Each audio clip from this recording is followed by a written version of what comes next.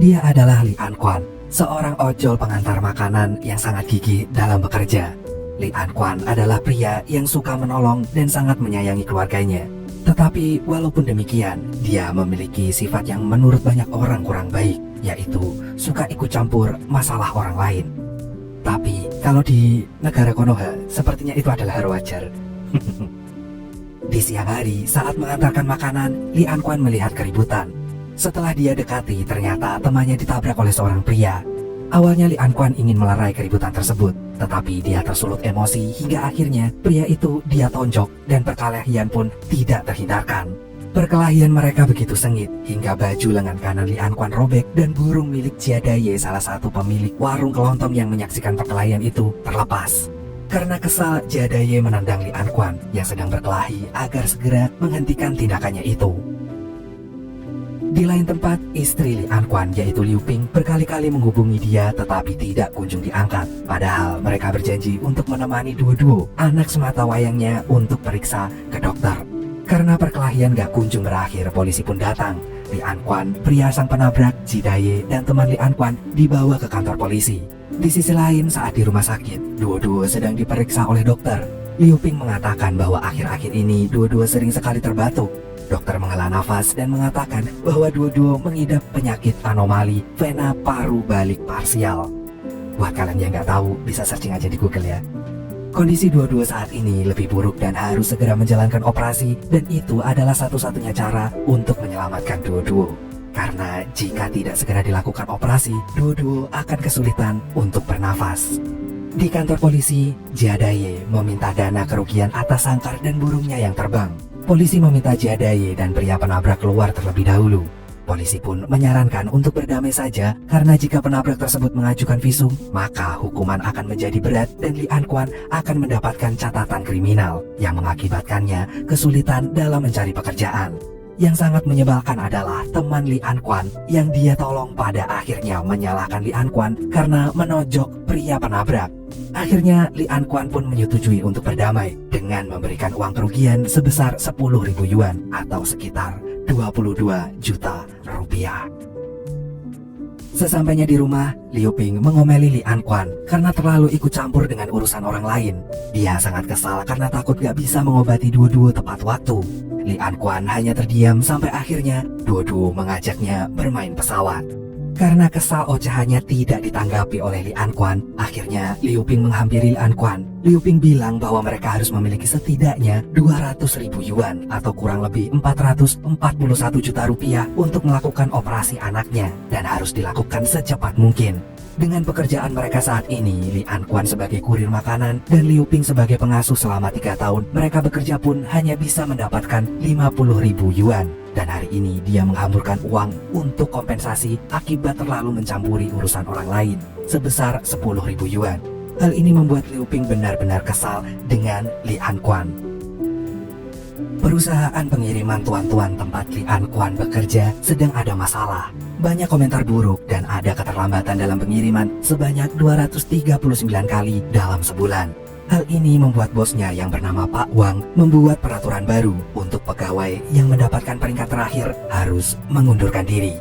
Saat semuanya pergi, Pak Wang memanggil Li Anquan. Dia mendapatkan teguran dari Pak Wang karena terlalu banyak ikut campur dalam urusan orang lain. Hal ini membuat dia dikomplain oleh pelanggan. Untunglah Pak Wang dan Li Anquan cukup dekat sehingga dia tak sampai dipecat. Karena kedekatan ini, Pak Wang merekomendasikan Li Anquan untuk naik jabatan sebagai kepala bagian tim pengantar. Li Anquan sangat berterima kasih. Namun Pak Wang berpesan agar dia harus bekerja lebih baik lagi agar bisa menempati jabatan sebagai kepala bagian. Mendengar hal itu, Li Anquan menjadi lebih bersemangat dan dia berjanji akan melakukan pekerjaan ini dengan sebaik mungkin. Saat sedang menunggu makanan yang akan diantarkan, Li Anquan duduk di motornya sambil melihat ponsel. Di depannya ada teman dan pacarnya temannya sedang makan udang hasil mencuri dari pesanan yang dia antarkan. Li Anquan menanyakan apakah ada lowongan pekerjaan tambahan lainnya. Mendengar hal itu, temannya pun cukup terkejut karena Li Anquan sudah bekerja 14 jam sehari, tetapi masih mencari pekerjaan paruh waktu. Pacar teman itu pun langsung menyarankan untuk menjadi sopir bayaran untuk orang yang mabuk karena saat ini peraturan mengemudi mabuk makin ketat dan mereka membutuhkan sopir bayaran.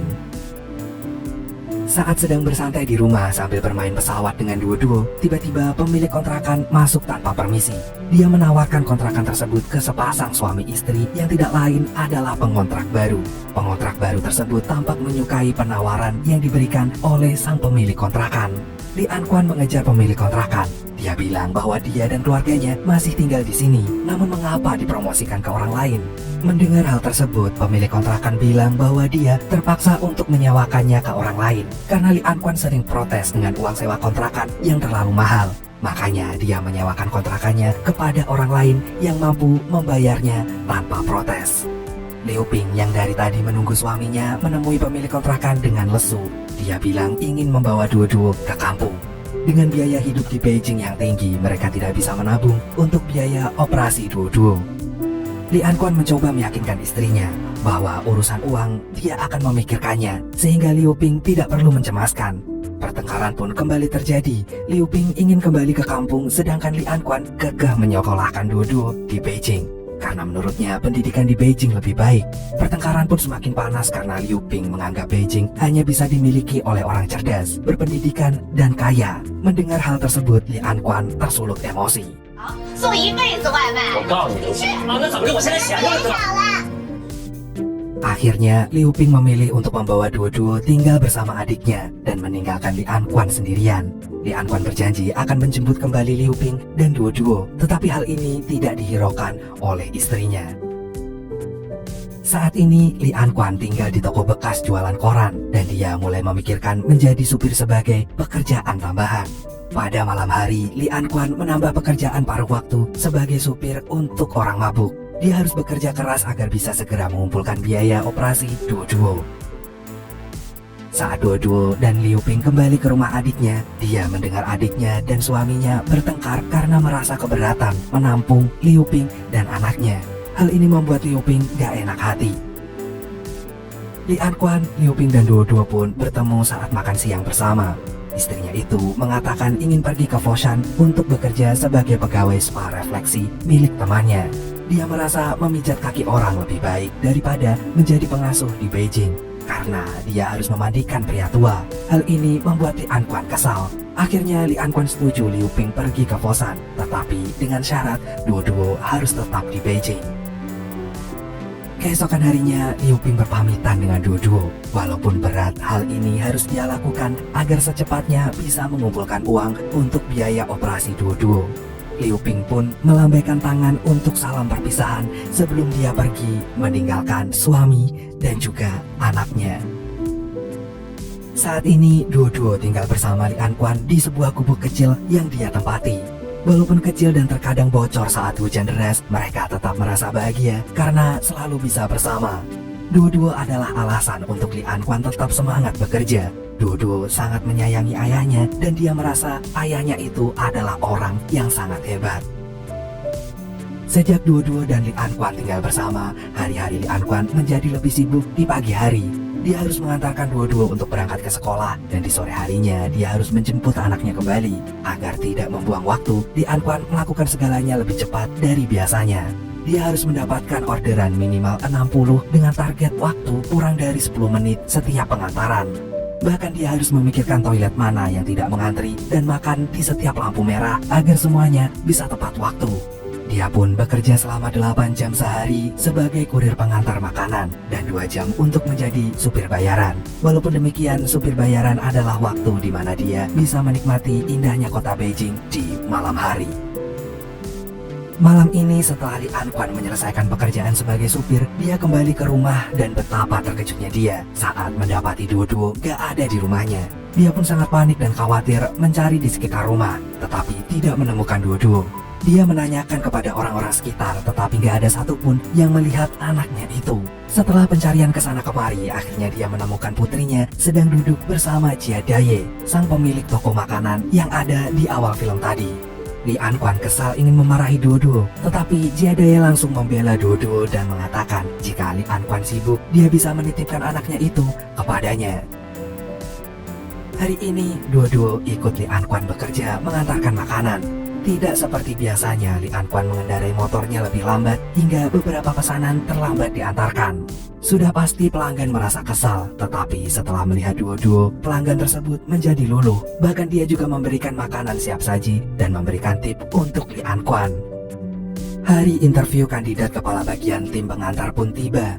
Li Anquan diantarkan oleh duo-duo dan dia melihat ayahnya sangatlah gugup. Li Anquan sudah memasuki ruangan interview. Seperti biasa, dia memperkenalkan diri terlebih dahulu. Dia juga menceritakan pengalaman pekerjaan dulu sebelum menjadi kurir makanan. Interview tidak berjalan begitu baik, karena berdasarkan data, Li Anquan seringkali telat dalam mengantarkan makanan. Walaupun demikian, selama 3 tahun dia menjadi ojol, dia tidak pernah kecelakaan, tidak pernah mengambil makanan pelanggan, maupun bertengkar dengan pelanggan. Di tengah interview, duo-duo memasuki ruang interview karena dia ingin ke toilet. Li Anquan pun meminta maaf dan dia menjelaskan harus membawa anaknya karena mereka hanya berdua. Hal ini membuat pewawancara mengetahui bahwa Li Anquan sudah pernah membawa anak itu waktu bekerja.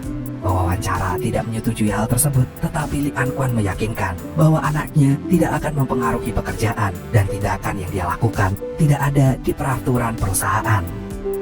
Duo-duo dan Li Anquan duduk sambil memakan es krim. Melihat ayahnya murung, duo-duo menanyakan mengenai wawancara yang dilakukan ayahnya, apakah hasilnya baik atau tidak.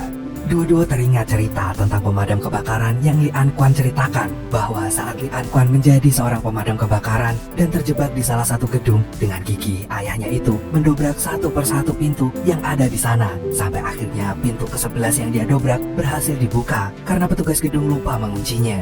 Duo-duo mencoba menyemangati ayahnya dengan berkata, seperti biasa, malam hari Li Anquan menjadi sopir bayaran. Di tengah perjalanan, Li Anquan pun melihat seorang perempuan yang dipukul oleh pacarnya. Tidak berpikir panjang, Li Anquan langsung menghentikan mobil tersebut dan gak sengaja menabrak mobil dari arah yang berlawanan. Saat mencoba menyelamatkan sang wanita, gak disangkanya bukannya berterima kasih, tetapi si wanita ini malah mendorong balik Li Anquan dan mengatakan mengapa Li Anquan ikut campur urusan orang. Di lain sisi, sang pemilik mobil yang tertabrak keluar dan memarahi bapak pemabuk. Bapak yang sedang mabuk itu menjelaskan bahwa dia menggunakan sopir bayaran dan sopirlah yang menabrak mobilnya. Keadaan pun menjadi rumit saat pemilik mobil yang tertabrak mendekati Li Anquan yang sedang bertengkar dengan sang wanita. Dan seketika Li Anquan hanya mematung dan teringat omelan istrinya dan duo-duo. Waktu telah menunjukkan pukul 12.50 malam. Duo-duo menunggu Li Anquan menjemputnya. Pak Wang yang saat itu menjaga duo-duo sudah tertidur. Setelah pamit, Li Anquan pun bergegas membawa duo-duo pulang ke rumah. Sesampainya di rumah, betapa terkejutnya dia melihat rumahnya dibongkar. Li Anquan sangat kesal, tetapi dia menyadari bahwa tempat ini cepat atau lambat akan dibongkar. Duo-duo menangis sambil memegangi mainan pesawat kesayangannya. Dia takut jika ayahnya disakiti. Malam itu, Li Anquan berjalan mencari penginapan sementara untuk dirinya dan duo-duo. Sambil duduk di atas ranjang tempat tidur, dia mulai menghitung uang yang tersisa. Setelah dia mengeluarkan uang ganti rugi sebesar 30.000 yuan atau kurang lebih 66 juta rupiah akibat mencampuri urusan orang lain. Di tengah-tengah dia menghitung, Liu Ping menghubunginya dan menanyakan mengenai uang 30.000 yuan yang ditarik dari uang tagihan untuk operasi duo-duo. Liu Ping kesal karena sifat suaminya yang selalu mencampuri urusan orang lain. Mendengar Liu Ping mengomel, Li Anquan pun menaruh ponselnya. Ia tidak sanggup dengan ocehan istrinya kali ini. Menyadari kesalahan yang dia lakukan bisa jadi akan membahayakan kondisi putrinya. Li Anquan pun hanya bisa menangis di malam itu. Pagi harinya, Li Anquan mendapatkan pertolongan dari teman kerjanya untuk tinggal bersamanya. Li Anquan pun menawarkan untuk membayar sewa berdua, tetapi temannya menolak. Di saat bekerja, Li Anquan mendapatkan telepon dari guru duo-duo yang mengatakan bahwa duo-duo dilarikan ke rumah sakit karena sesak nafas. Li Anquan sangat terkejut dan langsung bergegas ke rumah sakit. Sesampainya di sana, guru duo-duo menjelaskan bahwa dia sudah melarang duo-duo untuk berlari dan melompat-lompat, tetapi tiba-tiba duo-duo pingsan dan bibirnya mulai membiru. Dia sangat khawatir melihat putri semata wayangnya terbaring seorang diri di ranjang rumah sakit, sedangkan dia hanya bisa melihat dari kejauhan. Dokter menjelaskan mengenai kondisi duo-duo dan mendesak untuk segera melakukan operasi. Dengan tatapan kosong, Li Anquan mengendari motor listrik miliknya dan dia mendatangi satu persatu teman untuk meminjam uang. Tetapi dia tidak mendapatkan satupun. Li Anquan tidak putus asa. Dia memutuskan kembali untuk bekerja dan memikirkan jalan keluar lainnya agar putrinya bisa segera dioperasi. Saat dirinya sampai di tempat kerja, Pak Wang pun menegurnya karena di bulan ini dia terlambat mengantarkan hingga 10 kali dan terus-terusan mendapatkan keluhan dari pelanggan. Pak Wang memberikan peringatan bahwa dia bisa saja akan segera dipecat. Saat perjalanan mengantarkan makanan, Li Anquan melihat ada kerumunan. Dan setelah dia melihat ada anak kecil yang tersangkut bajunya dan nyaris jatuh dari atas gedung, Li Anquan pun yang dulunya sebagai pemadam kebakaran bergegas untuk menyelamatkan anak kecil itu dengan berbekal seutas tali.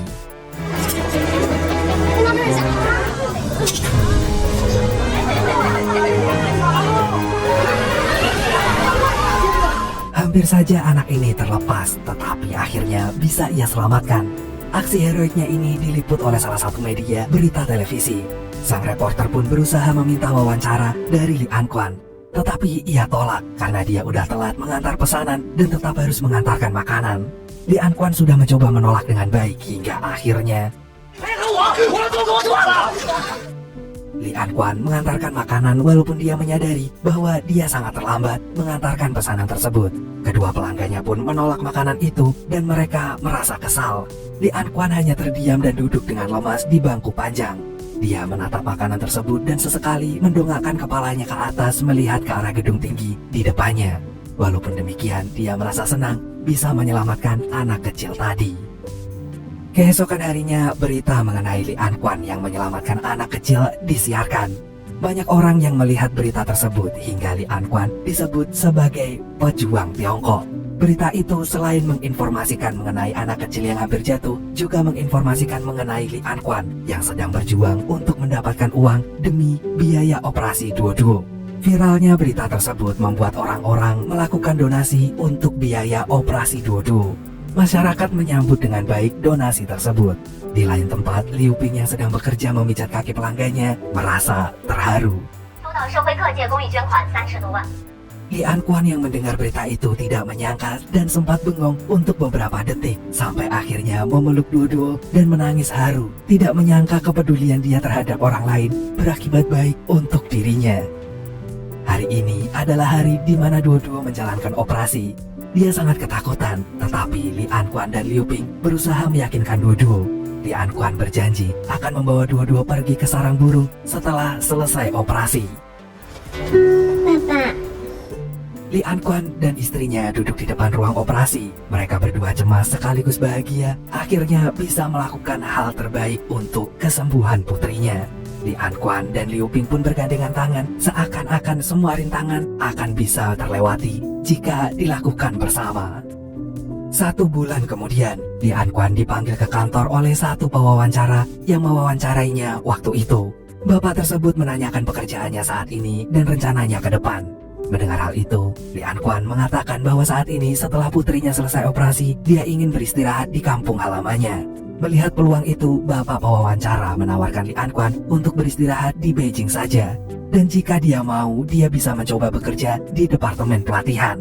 Li Anquan tidak menyangka hasil kerja kerasnya selama ini, satu persatu hal yang dia inginkan mulai terwujud. Dia merasa sangat bersyukur dengan kesempatan ini. Besoknya, Li Anquan, Duoduo, dan Liu Ping menghadiri undangan penghargaan perusahaan dia bekerja. Dan Li Anquan mendapatkan penghargaan sebagai kurir terbaik.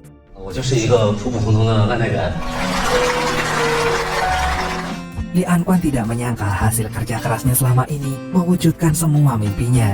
Dia berhasil membiayai operasi anak sematawayangnya dan mendapatkan pekerjaan yang lebih baik dengan gaji yang lebih tinggi. Akhirnya Li Anquan pun memutuskan untuk tetap tinggal di Beijing dan hidup bahagia sejahtera dengan keluarga kecilnya.